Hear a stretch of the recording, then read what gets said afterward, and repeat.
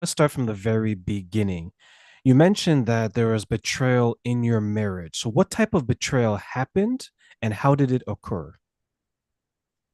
Well, I got married at 20 years old and did not know when I got married that he was a pornography addict and um, had a horrific wedding night. Um, he masturbated in front of me on our honeymoon. Then there was marital rape. There was emotional, mental, sexual, financial, spiritual abuse in the marriage. There was physical abuse to our children as well as um, sexual grooming. And by that, I mean, with our oldest daughter, he touched her places to see what her reaction would be. And I believe that was also going on with my other three children as well. And yes, I feel like I need to put this in here, not for sympathy, but because I have five children, but then I only talk about four of them.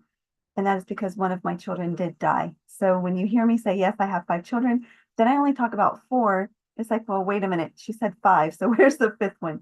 And that's why. Um, so I heard my husband say things to my oldest daughter, like when you wear that, it makes me want to have sex with you. And he said things to my younger daughter that she was concerned that she wasn't pretty. She's absolutely beautiful, but I'm her mother, so I can think that, right? Um, but she was concerned she wasn't pretty, and so he told her that she was going to grow up to be a beautiful, sexy woman.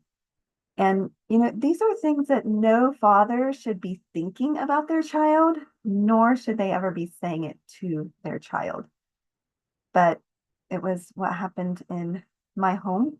And um, I have a lot of things that I regret, but I also did a lot of things right. And I have made a lot of things right.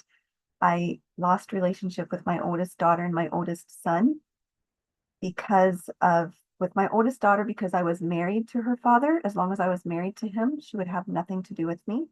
But as soon as I told her that I was divorcing him, she called me within 5 minutes, and we've been building our relationship ever since. And my oldest son was told that I was the reason the marriage fell apart, and he believed that. And so and when I tried to tell him the truth, he did not want to hear the truth, and he quit talking to me.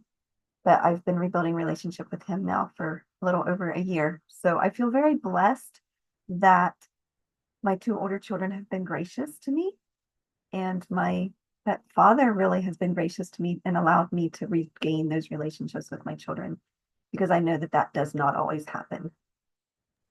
For some parents out there, they're probably hearing your story and they're like, oh my God, I can't believe this has happened. Because a lot of people can't imagine one, doing it, and two, that it actually happens. So you mentioned the journey of how this person started off from the day you got married and they were satisfying themselves and pleasuring themselves all the way up until later on in it where there was inappropriate comments to the children, behaviors to yourself. What were the signs, or were there any signs earlier on, let's say maybe before the marriage, that you look back now and you're like, okay, I missed out on that one? Yeah, there were signs, but like you said, I missed them. No, I grew up in a conservative Christian home. Um, it's called Oldham Baptist Brethren Church. It's similar to Amish and Mennonite. The women wear a little white covering and cape dresses. And um, that's how my former spouse was also raised. And I thought, by all appearances, he was godly. He read his Bible. He talked about reading his Bible. He talked about doing Bible study and praying. And, um, you know, by all appearances, to myself and to others, he treated me really well. But there were a few things that made me uncomfortable, but I couldn't put it into words what it was. nor had I been taught to listen to my intuition and to listen to my, to when something doesn't feel right, to examine why it doesn't feel right and figure that out. Um, and I was also taught that um, once you're married, especially that you are submissive and he is the head of the home.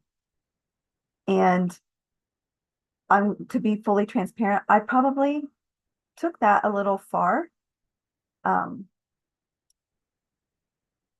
but that's some of the things that I regret, teaching my children to respect him no matter what.